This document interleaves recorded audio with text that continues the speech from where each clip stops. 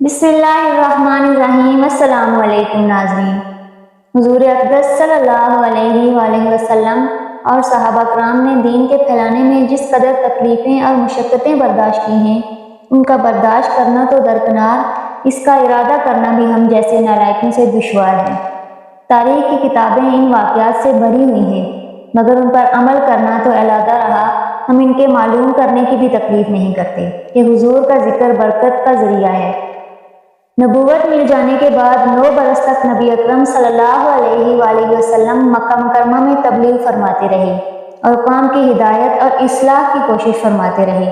لیکن تھوڑی سی جماعت کے سوا جو مسلمان ہو گئی تھی اور تھوڑے سے ایسے لوگوں کے علاوہ جو باوجود مسلمان نہ ہونے کے آپ کی مدد کرتے تھے، اکثر کفار مکہ آپ کو اور آپ کے صحابہ کو ہر طرح کی تکلیفیں پہنچاتے تھے، مذاق اڑاتے تھے اور جو ہو سکتا تھا اسے درگزر نہ کرتے تھے۔ حضور صلی اللہ علیہ وآلہ وسلم کے چچا ابو طالب بھی انہی نیک دل لوگوں میں تھے جو باوجود مسلمان نہ ہونے کے حضور صلی اللہ علیہ وآلہ وسلم کی ہر قسم کی مدد فرماتے تھے۔ 10ویں سال میں جب ابو طالب کا بھی انتقال ہو گیا تو کافروں کو اور بھی ہر طرح کھلے مہار اسلام سے روکنے اور مسلمانوں کو تکلیف پہنچانے کا موقع ملا۔ حضور اقدس صلی اللہ علیہ وآلہ وسلم اس خیال سے طائف تشریف لے گئے کہ وہاں قبیلہ ثقیف کی بڑی جماعت ہے، اگر وہ قبیلہ مسلمان ہو جائے تو مسلمانوں کو ان تکلیفوں سے نجات ملے اور دین کو پھیلنے کی بنیاد پڑ جائے۔ وہاں پہنچ کر قبیلہ کے 3 سرداروں سے جو بڑے درجہ کے سمجھے جاتے تھے، ان سے گفتگو فرمائی اور اللہ کے دین کی طرف بلایا اور اللہ کے رسول صلی اللہ علیہ وآلہ وسلم کی یعنی اپنی مدد کی طرف متوجہ کیا، مگر ان لوگوں نے بجائے اس کے کہ دین کی بات کو قبول کرتے یا کم سے کم عرب کے مشہور مہمان نوازی کے لحاظ سے ایک مہمان نواز کی خاطر مدارت کرتے، صاف جواب دے دیا اور نہایت بے رخی اور بد اخلاقی سے پیش آئے۔ ان لوگوں نے یہ بھی گوارا نہ کیا کہ آپ صلی اللہ علیہ وآلہ وسلم یہاں قیام فرما لیں۔ جن لوگوں کو سردار سمجھ کر بات کی تھی کہ وہ شریف ہوں گے اور مہذب گفتگو کریں گے، ان میں سے ایک شخص بولا کہ او ہو، آپ ہی کو اللہ نے نبی بنا کر بھیجا ہے۔ دوسرا بولا کہ اللہ کو تمہارے سوا کوئی اور ملتا ہی نہیں تھا جس کو رسول بنا کر بھیجتے۔ تیسرے نے کہا میں تجھ سے بات کرنا نہیں چاہتا، اس لیے کہ اگر تو واقعی نبی ہے جیسا کہ دعویٰ ہے تو تیری بات سے انکار کر دینا مصیبت سے حالی نہیں، اور اگر جھوٹ ہے تو میں ایسے شخص سے بات کرنا نہیں چاہتا۔ اس کے بعد ان لوگوں سے نا امید ہو کر حضور اکرم صلی اللہ علیہ وآلہ وسلم نے اور لوگوں سے بات کرنے کا ارادہ فرمایا کہ آپ صلی اللہ علیہ وآلہ وسلم تو ہمت اور استقلال کے پہاڑ تھے،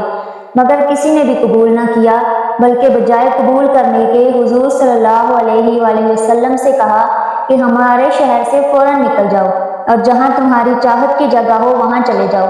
حضور اکرم صلی اللہ علیہ وآلہ وسلم جب ان سے بالکل مایوس ہو کر واپس ہونے لگے تو ان لوگوں نے شہر کے لڑکوں کو پیچھے لگا دیا کہ آپ صلی اللہ علیہ وآلہ وسلم کا مذاق اڑائیں، تالیاں پیٹیں، پتھر ماریں، حتیٰ کہ آپ کے دونوں جوتے خون کے جاری ہونے سے رنگین ہو گئے۔ حضور اقدس صلی اللہ علیہ وآلہ وسلم اسی حالت میں واپس ہوئے۔ جب راستہ میں ایک جگہ ان شریروں سے اطمینان ہوا تو حضور صلی اللہ علیہ وآلہ وسلم نے یہ دعا مانگی، اے اللہ، تجھے سے شکایت کرتا ہوں، میں اپنی کمزوری اور بے کسی کی اور لوگوں میں ذلت و رسوائی کی۔ اے ارحم الراحمین، تو ہی ضعفاء کا رب ہے اور تو ہی میرا پروردگار ہے، تو مجھے کس کے حوالے کرتا ہے؟ کسی اجنبی بیگانے کے جو مجھے دیکھ کر ترش رد ہو جاتا ہے اور منہ چڑھاتا ہے، یا کہ کسی دشمن کے جس کو تو نے مجھ پر قابو دے دیا؟ اے اللہ، اگر تو مجھ سے ناراض نہیں ہے تو مجھے کسی کی بھی پرواہ نہیں ہے، تیری حفاظت مجھے کافی ہے۔ میں تیرے چہرہ کے اس نور کے طفیل جس سے اندھیریاں روشن ہو گئیں اور جس سے دنیا اور آخرت کے سارے کام درست ہو جاتے ہیں،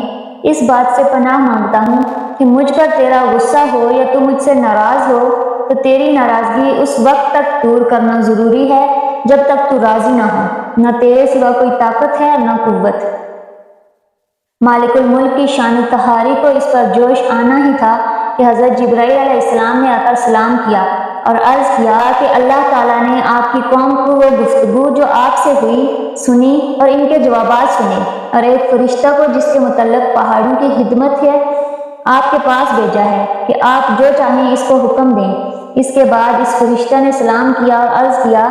کہ جو ارشاد ہو میں اس کی تعمیل کروں گا، اگر ارشاد ہو تو دونوں جانب کے پہاڑوں کو ملا دوں جس سے یہ سب درمیان میں کچل جائیں،